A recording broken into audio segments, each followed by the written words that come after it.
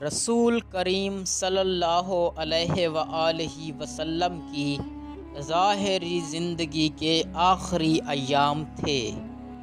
آقا مسجد نبوی میں اپنے محبوب یعنی حسین ابن علی علیہ السلام کو گود میں لے کر بیٹھے تھے کہ محترم و مکرم صحابی رسول جابر بن عبداللہ انصاری تشریف لائے۔ رسول اللہ صلی اللہ علیہ وآلہ وسلم کو سلام عرض کیا۔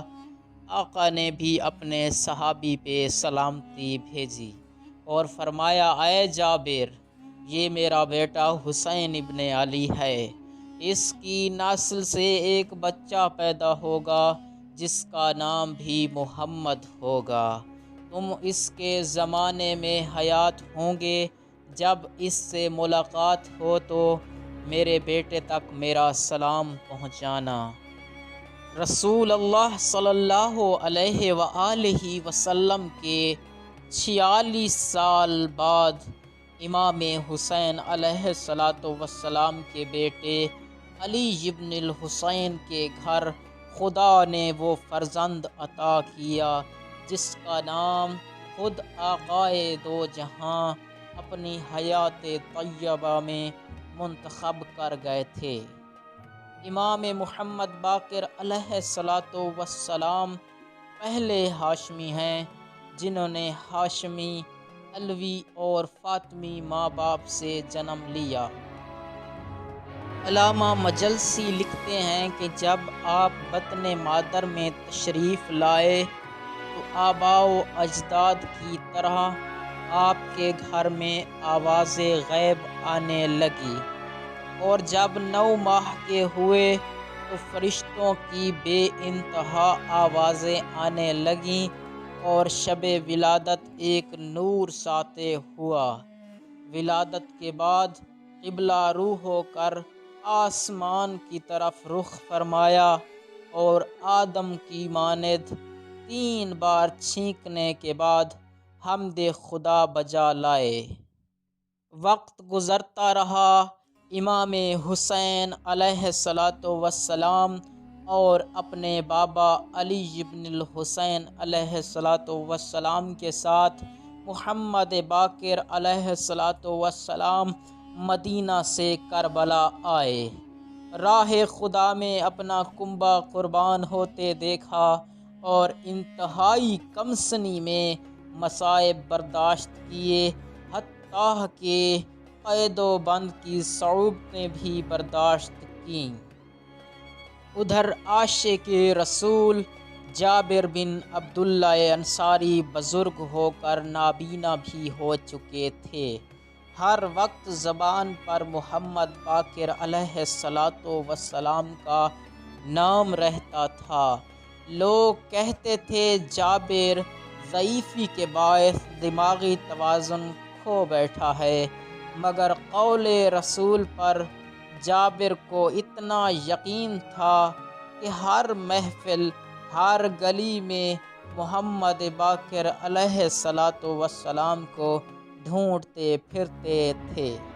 ایک دن امام علی ابن الحسین علیہ السلام اپنے فرزند محمد باقر کو لے کر ایک محفل میں پہنچے تو بزرگ صحابی کو دیکھا تو خود بھی جابر کے سر پہ بوسہ دیا اور اپنے فرزند محمد باقر کو بھی حکم دیا۔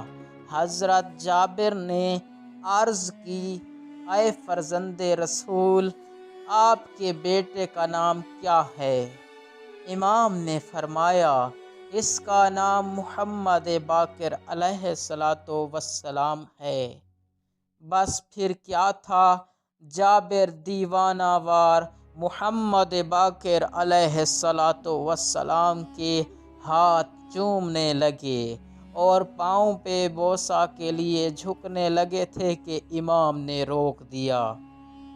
جابر بن عبداللہ انصاری نے کہا، اے فرزند رسول، آپ پہ آپ کے نانا کا سلام ہو۔ محمد باقر علیہ السلام نے جواباً کہا، اے میرے نانا کے صحابی، میرے نانا مصطفیٰ اور آپ پہ بھی محمد باقر کا سلام ہو۔ رسول اللہ صلی اللہ علیہ وآلہ وسلم کا پیغام پہنچانے کے بعد چند ہی دن جابر زندہ رہے۔ محمد باقر علیہ السلام اہل تشیع کے 5ویں امام ہیں۔ آپ کو باقر اس لیے کہا جاتا ہے کیونکہ باقر کا ایک معنی وسعت دینے والا بھی ہے۔ چونکہ بعد از رسول مسلمانوں میں کافی اختلافات ہو گئے تھے اور امام علی سے امام علی ابن حسین تک بہت مشکل حالات گزرے اور اصل دین مصطفیٰ و تعلیمات آل مصطفیٰ بکھر چکی تھیں اور احکامات اسلام بھی پس پردہ چلے گئے تھے، تو امام محمد باقر علیہ السلام نے اپنے دور امامت میں دوبارہ سے دین محمدی کو وسعت دی۔ اکابرین اہل سنت آپ علیہ السلام کی علمی اور دینی عظمت و شہرت کے معترف ہیں۔ فقہ، توحید، سنت نبوی، قرآن، اخلاق اور دیگر موضوعات پر آپ سے بہت ساری احادیث نقل ہوئی ہیں۔ آپ کے دور امامت میں اخلاق، فقہ، کلام، تفسیر اور کئی دوسرے موضوعات پر شیعہ نقطۂ نظر کو اجاگر کرنے میں انتہائی اہم اقدامات اٹھائے گئے ہیں۔ امام محمد باقر علیہ السلام کے بعد ان کے فرزند امام جعفر صادق علیہ السلام نے مذہب اہل بیت یعنی حقیقی دین اسلام کی بھرپور ترویج کی اور امام جعفر صادق علیہ السلام کے فقہ کے مقلدین جعفری کہلواتے ہیں۔ والسلام علیکم ورحمۃ اللہ وبرکاتہ۔